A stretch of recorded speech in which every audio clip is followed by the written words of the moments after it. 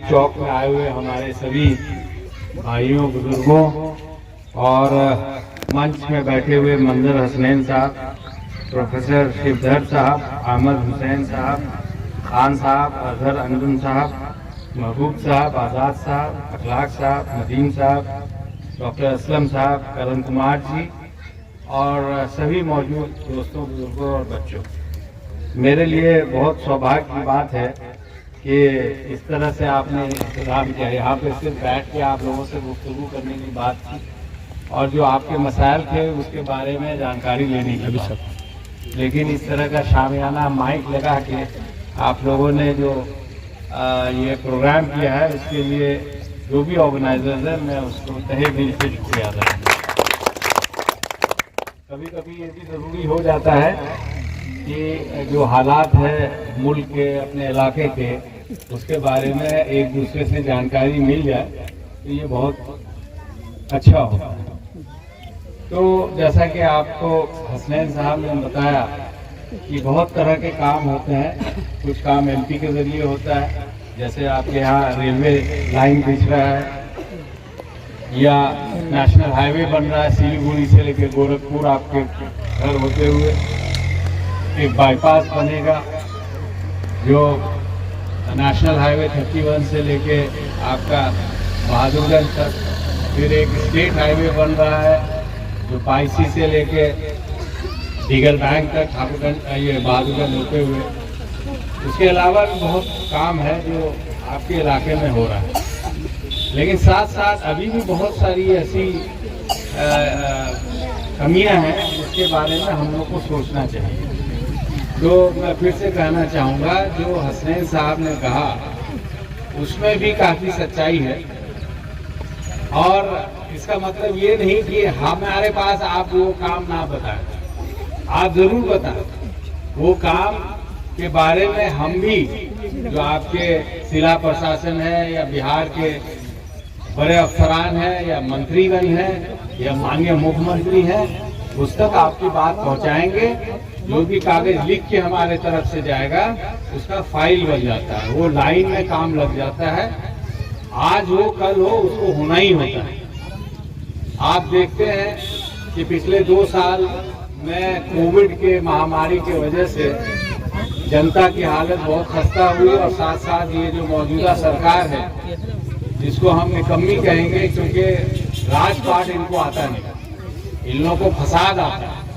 आप जानते ही हैं, तनाव में रहते हैं आप लोग, युवा लोग खास करके जानते हैं, अलग अलग जगहों में अलग अलग घटनाएं सुनने को मिलता है और टीवी रेडियो में अक्सर वही सुनने को मिलता है। कभी ये चर्चा नहीं होती कि हमारे यहाँ करोड़ों लोग बेरोजगार हैं, करोड़ों युवा पढ़े लिखे जिनको नौकरी मिलनी चाहिए थी उसके बारे में चर्चा नहीं होती। करोड़ों अरबों लोग जो तेल की कीमतें बढ़ गई जिसके वजह से लगभग 25-23 लाख करोड़ रुपया ज़ाद हिंदुस्तान के लोगों से लूटा गया इस मौजूदा सरकार से, और उसके बारे में चर्चा नहीं होती थी। 100 रुपया, कल ही मैंने पूर्णिया में एक मीटिंग, दिशा की मीटिंग थी, वहाँ पे अपने सामने में पहली बार तेल भरने का मौका मिला तो 1000 टाका दिनों में खाली 10 लीटर डीजल हो देखो ना हमरा किन तो 500 टाका 10 लीटर हो, अब दुगुना दाम हो।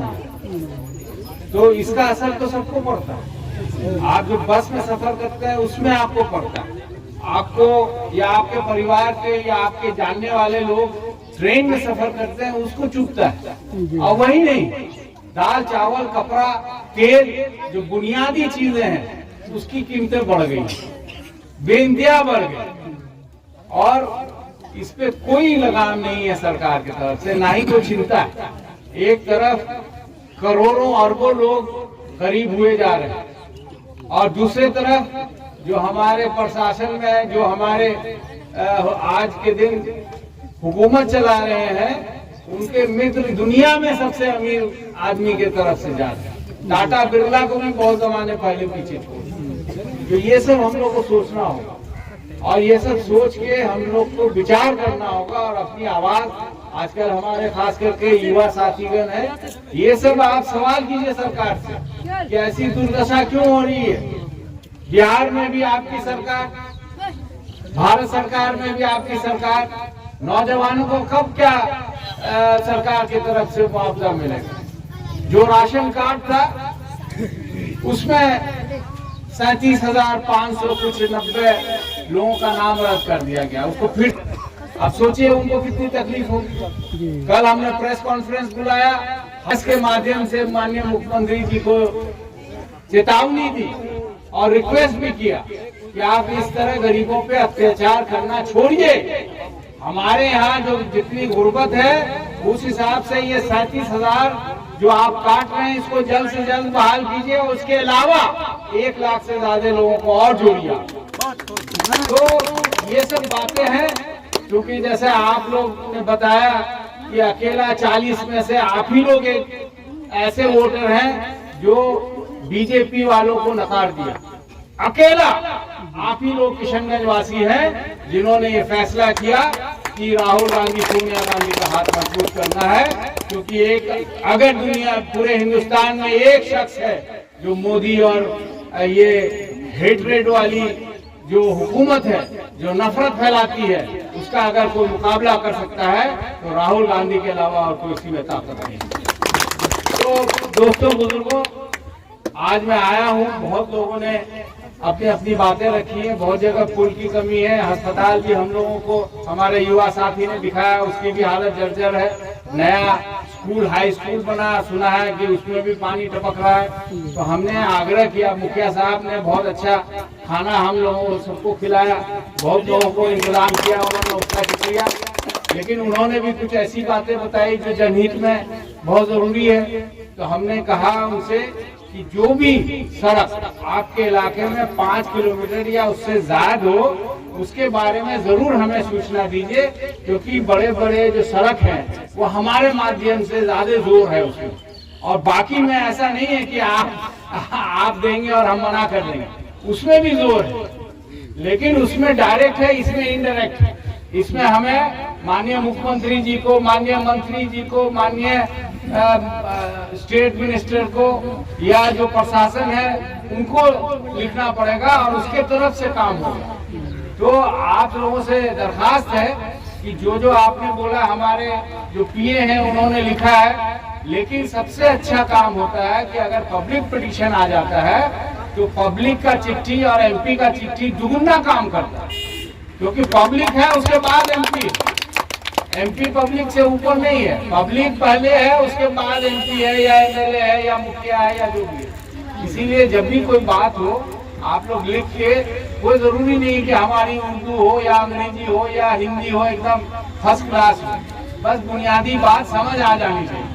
उसके साथ हमारी चिट्ठी जाएगी तो उसका जरूर फाइल बनेगा और वो काम लाइन पे लगेगा, चाहे वो इस साल हो या अगले साल हो या 3 साल 4 साल के बाद हो, वो काम को होना ही होगा।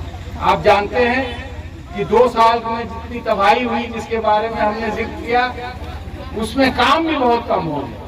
चाहे वो एमपी के जरिए जितना काम होता था या एमएलए के जरिए या मुखियागण के जरिए या जिला परिषद के जरिए जितनी राशि मिलती थी पहले, उसके बनिस्बत काफी राशि में कटौती आ गई। इस वजह से जो काम का शिलान्यास 2 साल कबल होना चाहिए था उसका अभी तक टेंडर नहीं हो पाया, क्योंकि जो आदमी आज दिल्ली के मसनद में बैठे हैं उनको हिंदुस्तान के लोगों से कोई लगाव नहीं, उनको चिंता है तो 2 हम और हमारे 2, इसके अलावा और कोई चिंता नहीं हिंदुस्तान के लिए। इसलिए दोस्तों बुजुर्गों, आप लोग जो भी मुश्किलात हैं आप हमसे जरूर शेयर करें। आपका जो भी मसाइल है हम उसको लिख के 2 दिन में, 1 दिन में, हफ्ता दिन में जरूर, चाहे जहाँ भी लिखना हो, डीएम के स्तर का होगा तो डीएम को लिखा जाएगा, पटना के स्तर का होगा तो पटना को लिखा जाएगा, मंत्री के स्तर का होगा, मुख्यमंत्री के स्तर का होगा या दिल्ली के स्तर का होगा, वहाँ लिखा जाएगा।